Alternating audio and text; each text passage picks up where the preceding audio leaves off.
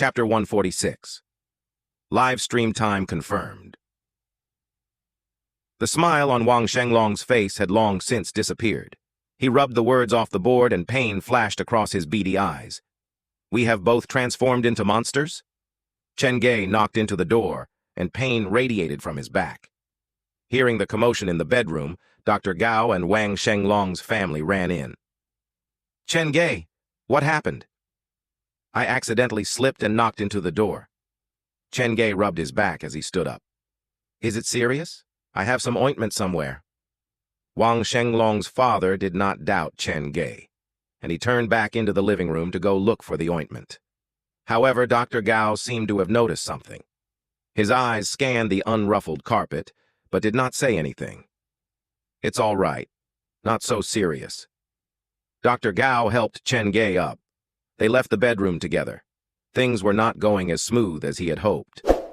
Wang Shang Long had hidden the biggest secret from everyone else. He seemed to be cooperative on the surface, but that was merely a ploy to distract everyone away from the real cause of his illness. But why would Wang Shang Long do that? He has his own difficulty? Chen Ge remembered the expression on Wang Shang Long's face when he wrote down that sentence. It was filled with helplessness and pain. But the key problem was that he did not seem to want to change. Chen Ge moved his shoulders and realized that Wang Shang Long was actually more powerful than most adults. He looks innocent, but is actually very dangerous. Wang Shang Long did not want to tell the truth, and Chen Ge could not force him before his father and brothers. Even if he did decide on force, Chen Ge had no confidence that he could overpower Wang Shang Long. In the end, Chen Ge asked Dr. Gao if they could leave. He wanted to ask Dr. Gao to discover the secret Wang Shang Long was hiding. Wang Shang Long's father walked them to the door. When they were leaving each other with their contact information, through the open bedroom door, Chen Ge saw that the devastated Wang Shang Long had picked up the board again. He seemed to know that Chen Ge was watching him. He drew quickly and turned the board toward the open door. What was he drawing? A few small people was sitting inside the house. The smallest among them had a monster standing on his shoulders. The monster had its back bent as it surveyed its surroundings, like it was prepared to jump onto other people. Is he trying to give me a hint? Chen Ge memorized the drawing and left the apartment with Dr. Gao. When they left, they went down to room 304 to grab Men Nan's stuff. Chen Ge closed the door, and after making sure the Wang brothers didn't follow them, he opened his lips to ask, Dr. Gao, do you think Wang Shang Long has a big problem? He is indeed a bit not normal. Dr. Gao placed Men Nan's sheets and pillows in the middle of his quilt and rolled them up. According to Wang Shang Long's father, his condition should be very serious, but from my initial diagnosis, the man is fine. He has an open, clear, and logical mind. However, this contrasted greatly with the blank smile on the man's face. A normal person would have the ability to control the expression on his face. I am sure he is hiding something from me. This patient is very smart and is an expert at hiding his feelings, but he is being too obvious about it. Chen Ge was surprised Dr. Gao had spotted it as well. After all, you're the professional. But since you have noticed that, why didn't you tell his father? Wouldn't that help with the treatment? How to navigate the relationship between the doctor and the patient's family is a complicated skill. Wang Shang Long's father might have been kind to us today, but if anything happened to his son, he would definitely be on his son's side, and he would block our access to Wang Shang Long in the future. Dr. Gao picked her up the bundle to carry out of the room. Come and help me. Grab the books and notes in Men Nan's drawer and place them in the box. They are very important to him. Chen Ge entered the bedroom and took out the books one by one from the drawer. When the drawer was almost empty, Chen Ge saw a picture sat at the bottom of the drawer. A woman was lying in a hospital bed with a patient's garb. A shy-looking boy sat beside her. Is this a picture of Men Nan and his mother? Looking at the picture, Chen Ge was shocked. Men Nan's mother in the picture, even though she had no makeup on, was incredibly beautiful. Men Nan's father still had an affair even though he had such a beautiful wife. Chen Ge's first love letter in his life came from a baleful specter, so he did not know much about romantic relationships. He felt perhaps something was not right about Men Nan's father. After placing the picture in one of the books, Chen Ge placed all the books in the box and left room 304 with Dr. Gao. After exiting Haiming Apartments, Chen Ge took a deep breath. Finally, don't need to take in that stench anymore. Stench? If you're talking about stench, isn't it stronger out here? Dr. Gao asked as he pointed at the rubbish that piled as high as Small Hill. Didn't you smell a weird stench in Wang Shang Long's room? No. His house is very clean. The old father has taken good care of him. Dr. Gao sighed. Actually, the child can be considered lucky. At least he has his family's support, and they all wish for him to get better. His family is indeed very kind. The worry between family members could not be faked, and Chen Ge could feel that. He took a few steps before stopping suddenly. Family? Yes. Some patient's family dropped them at the rehabilitation center and left them there. Dr. Gao had misunderstood Chen Ge. He was thinking about another issue. In Wang Shang Long's last drawing, there were a few small people sitting in the drawing. The one with the monster standing on the shoulders seemed to refer to himself, so the people around him should have been his family. The monster was prepared to jump to other people, so could this be why Wang Shang Long refused to seek treatment? If he did anything wrong, the monster might harm his family. Wang Shang Long's drawing also proved that even after so many years, the 2-meter-tall monster was still standing on his shoulders, and their game was still ongoing. The stench should originate from the monster, but why only I can smell it?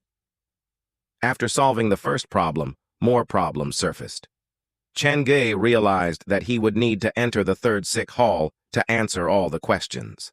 After placing all of Men Nan's stuff in the trunk, Dr. Gao drove Chen Ge back to New Century Park. When his feet stood on firm ground, Chen Ge received a call from Liu Dao. Brother, Qin Guang's next live stream schedule has been announced. It's tomorrow night. So soon? Then do you know where the location will be? Muyang High School. Liu Dao mentioned a familiar name. However, this time Qin Guang has learned his lesson. He hired someone to write a script based on your live stream, so he can now be considered paying homage and not plagiarizing, so even the platform cannot do anything to him. Chen Ge was silent for a long time, so Liu Dao thought that he was angry. Certain things are helpless, but as long as we work hard, it'll be fine. It's not that, but if you have the chance, please help me send a message to Qin Guang. What message? Chen Ge looked at the haunted house in the dark. Tell him to stop following me. If he does not, I have no guarantee what will happen to him. Chapter 147. The Approval of the White Cat. Are you serious? That sounds like a threat. Liu Dao did not think that Chen Ge was kidding. He did not know Chen Ge that well, but he did know that the man was a bit different from normal. No, it's sincere advice. Just tell him what I said. Chen Ge's voice was calm. He was already praising himself for how kind-hearted he was. At the end of the day, we are merely competitors. Even though he is rather shameless, I do not want to see him walk toward his death. Furthermore, his live stream involves such a large crew. They are innocent lives, so he should think about them. Competitor? Death? Innocent lives? Are we talking about the same topic? Liu Dao felt like one of them was drunk. To tell Qin Guang that if he continued to copy Chen Ge, he would die. How was he going to say that? Chen Ge, I know you are angry, but please calm down. We can use our content to surpass him. There is no need to rely on threats. If anything, this might make them sue us. Liu Dao tried to advise him. After all, the contract had been signed, and their first official cooperation began tomorrow, so he did not want Chen Ge to do anything stupid at such a crucial moment. You will not understand, even if I explain it to you. Chen Ge walked to his haunted house. If there's nothing else, I'll see you tomorrow afternoon. Remember to come early. There are many details we wish to discuss with you. You got it. After hanging up, Chen Ge was feeling low. He did not think that the live stream was that important. Be it Qin Guang or the popularity, those were added bonuses. He only cared about one thing, which was to survive and find the clues left behind by his parents. Chen Ge glanced toward the canopy of the tree next to the haunted house, but the white cat was nowhere to be seen. Eventually, it has left. Chen Ge had grown quite attached to that cat. Multicolored eyes are not common for a stray, but it is still a life. Things can't be forced. Chen Ge was rather saddened upon realizing that the white cat had left. He entered the haunted house and found himself alone in the long corridor. The haunted house was rather lifeless at night. He switched on the corridor lights, and his lonely shadow extended down the corridor. It looked quite lonely, but he had gotten used to this already. He went into the bathroom to wash his face before turning toward the staff break room. Before entering, he noticed something weird. Why is the break room door open? There were 2 sets of keys to the break room. He carried one on himself, and the other was hidden above the door frame. It was to make it convenient for other haunted house workers. This hiding place was only known to those who had worked at the haunted house before. If it was Zhu Wan, she would have locked the door before she left. Looks like an outsider has snuck into the break room. Chen Ge took a detour to the props room to grab Dr. Skullcracker's iron hammer. He pushed the break room door open. The room was dim, and there was no one in sight. The key wasn't on the door frame. Has the thief taken away the key? Chen Ge glanced around the room, and he realized the only difference was there was an unwashed jacket lying on the table. I remember hanging this beside the bed when I changed out of it this morning. Why is it on the table? He turned the light on and used the hammer to peel the jacket back. Underneath the dirty jacket lay a pure white cat. It moved its head with impatience, its pair of different-colored eyes shining with resentment. Chen Ge looked behind it, and a dirty rag doll was lying on its tail. The small rag doll appeared like she was trying to grab onto the white cat's tail, but she did not expect that Chen Ge would come in so suddenly. Her body froze from the scare, and very instinctively, she pretended to be dead. Xiao? This scene surprised him. Couldn't these two not stand each other? White cat, jacket? Chen Ge glanced at the jacket, and it dawned on him. When he took the cat to the doctor that night, he used his own jacket to wrap the cat and the kittens. The smell of the 4 kittens probably lingered on the jacket. The jacket and the basket that carried the kittens were all in the break room, but the room was locked. The key hidden above the door frame was a secret to most. But for Xiao, who wandered about the haunted house daily, she must have been privy to it. If anything, Xiao probably knew more about the haunted house than Chen Ge by then. Chen Ge pulled Xiao up by her leg and shook her twice in the air. A copper key then fell from her pocket. Are you trying to be the haunted house's manager? Chen Ge did not know to laugh or cry. He placed Xiao beside the white cat and returned the key on the doorframe. Standing in the cold corridor, Chen Ge felt the break room was weirdly bright and warm. Xiao lay beside the white cat on the table. The cat gave her a cold shoulder, but it did not push Xiao aside. It lay lazily on the table and did not seem like anything was going to affect it. Looking at this, Chen Ge's lips curved upwards.